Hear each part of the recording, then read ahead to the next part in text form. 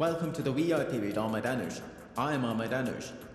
Billabong High EPS International School in the Maldives was opened on 8 February 2009.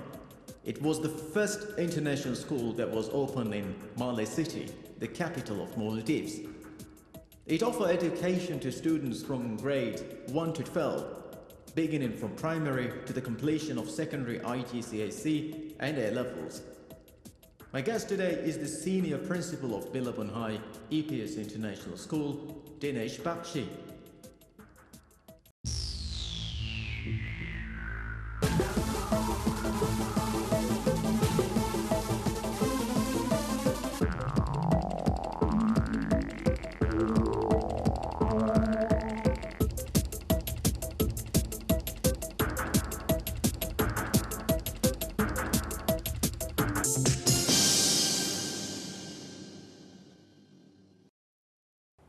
Dinesh Bakshi, very warm welcome to the DHITV with Ahmed Anush. Thank you, Anush. Billabong High EPS International School. Even the name I can feel, and I know that this is an international school. Can you describe or define what is an international school? How do you define as the senior principal of that school? Anush, international school is taken in different contexts in different countries actually. But let me tell you a very broad definition of an international school. Basically, international school is the new pedigree of schools, the new breed of schools in the world today, who are training the children for the 21st century. They are training the children to be more global minded, to be international minded, and to be able to survive in different parts of the world. So basically, an international school not only provides international curriculum, but at the same time provides an environment which provides children those life skills which they will be using when they go out of their countries and going out to the world out there. So basically, international school provides a holistic environment for the child to grow and to survive in different parts of the world. Yeah, I've been talking about this holistic, what you said, just a few moments ago. But let me just talk about international school right now. International schools, we all know that it comes in different shapes and sizes, and so can you describe the shape or the style of the international school that you actually people are? Yes. Okay.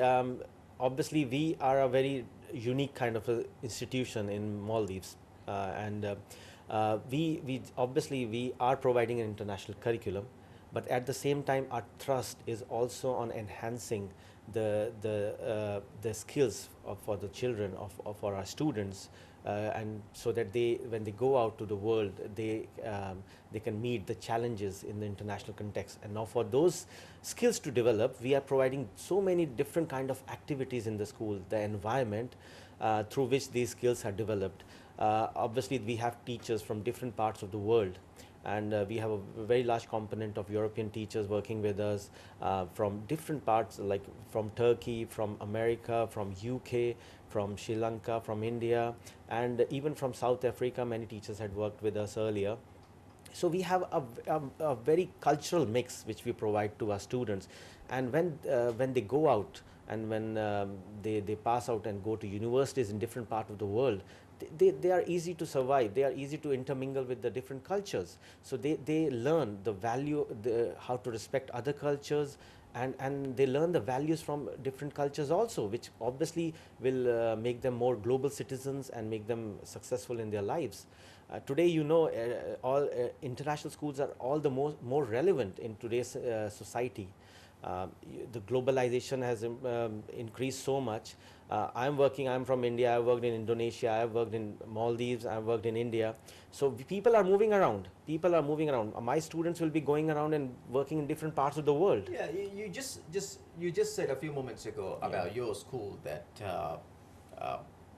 your international school would very much focus on to teach different cultures and so I'm just wondering whether actually What do you think about the other schools? Wouldn't they be teaching? Example, a critic may say that even the other school would change their curriculum, their style of teaching, and their format, if you like, to, they would keep up to date with this globalization and the what the latest trends in teaching. So is that thing that only international school, I'm not talking particularly about your school, but talking about generally in all the international schools. So is that only the international schools would focus on those particular aspects and not others? So how would you think?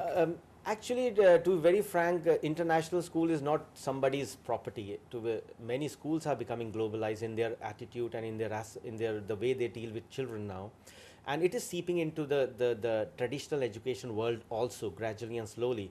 And yes, all the traditional schools, I must say, are adopting the new ways how things are coming up and how things are changing in the education world. But definitely, international schools are the trendsetters. So the programs which they run, the different types of exposure which they give to their children, that really matters. And these are built into the curriculum. It's not you can tell them, okay, you have one assembly and tell them about all different culture. It's built into the day-to-day life of the child, and when the child grows, it is getting into the genetic coding of the child, it is getting into the coding of the child. And when the child personality and the character develops, that child is more tolerant to different cultures. That child is more knowledgeable in terms of what is going around in the world, and that child has more respect for the person who's sitting across the table. And not only that, the child is more aware of the global issues which are going around in the world, talking about pollution or maybe any other, or global warming.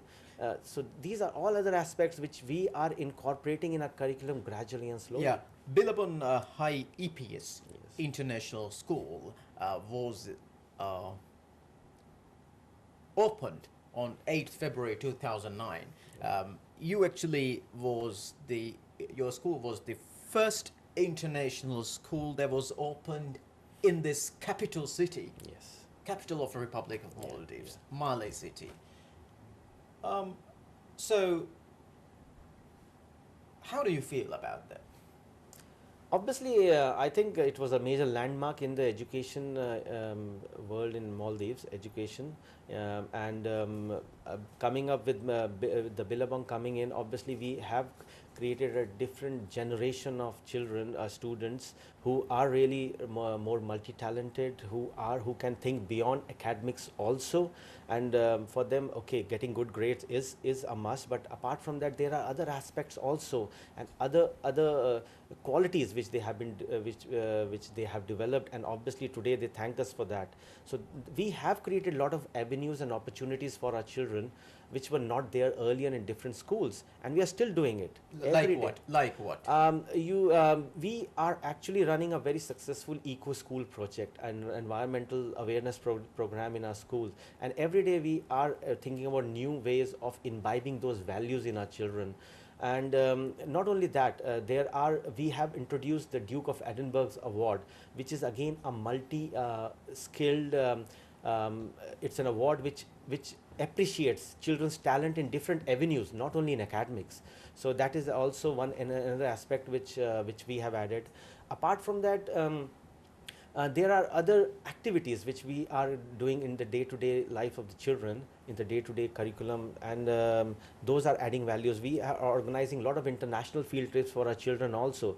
Last year we took our children to Dubai and Sri Lanka. This year we are planning to take them to Vietnam, to Kuala Lumpur, and to Singapore, and an international trip to India is also going. So we have 3 international trips coming up in March this month.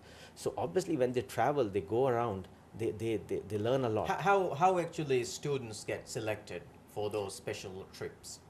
Okay, basically it's an educational trip, and there are a lot of learning outcomes attached to it.